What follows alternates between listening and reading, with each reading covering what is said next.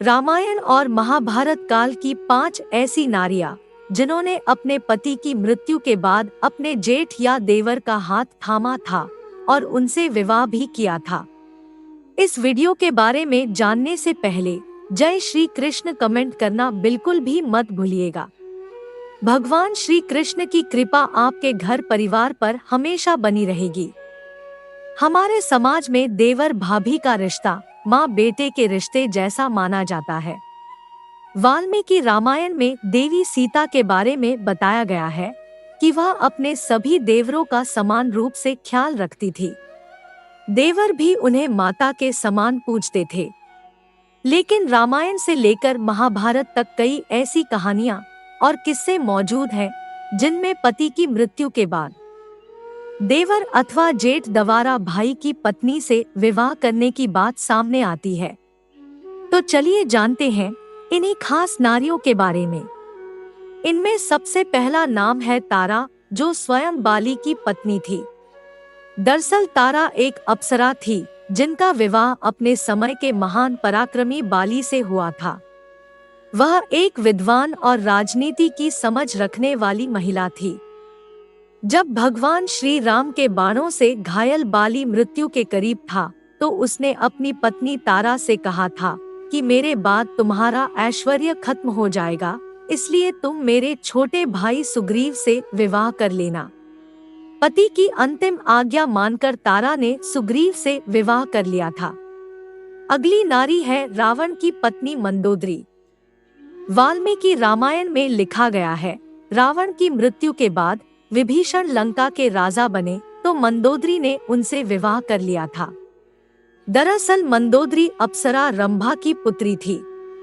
यह भी तारा के समान ही एक प्रभावशाली महिला थी। रावण ने अंतिम समय में मंदोदरी को बताया कि वह जानता था कि प्रभु श्रीराम स्वयं नारायण है और उनके हाथों से मरने से मुझे मुक्ति मिल जाएगी। विभीषण धर्म के मार्ग पर है, उसे राजकाज के संचालन में तुम्हारी जरूरत होगी, इसलिए तुम विभीषण से विवाह कर लेना। और कहते हैं कि मंदोदरी का विवाह विभीषण से हुआ था। अगली नारी है भानुमति। कंबोज की राजकुमारी भानुमति से दुर्योधन ने बलपूर्वक विवाह किया था, लेकिन यह स्वयं कर्ण को पसंद करती थी। महाभारत युद्ध में जब दुर्योधन और कर्ण दोनों मारे गए तो भानुमति ने महाभारत के महान योद्धा यानी अर्जुन को अपना पति मान लिया था।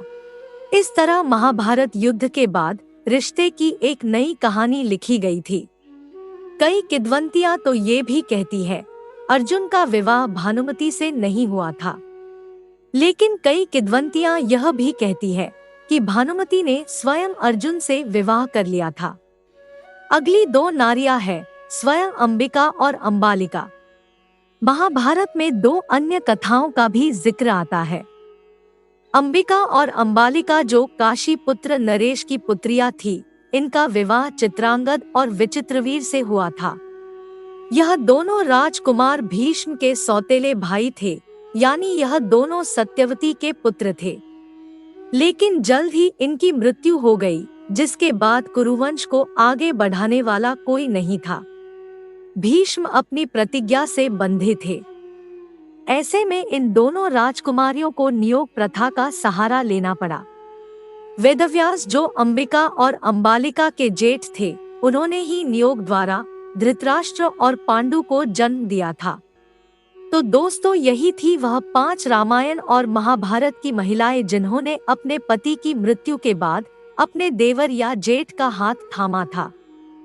अगर इस सूची में हमसे कोई छूट गया हो तो आप भी हमें कमेंट बॉक्स में जरूर बताएं, और अगर आपको वीडियो पसंद आई हो तो इसे लाइक शेयर करके हमारे चैनल को सब्सक्राइब करना मत भूलिएगा, और साथ में जय श्री कृष्ण कमेंट जरूर करें। भगवान श्री कृष्ण की कृपा आपके घर परिवार पर हमेशा बनी रहेगी। जय श्री कृष्ण।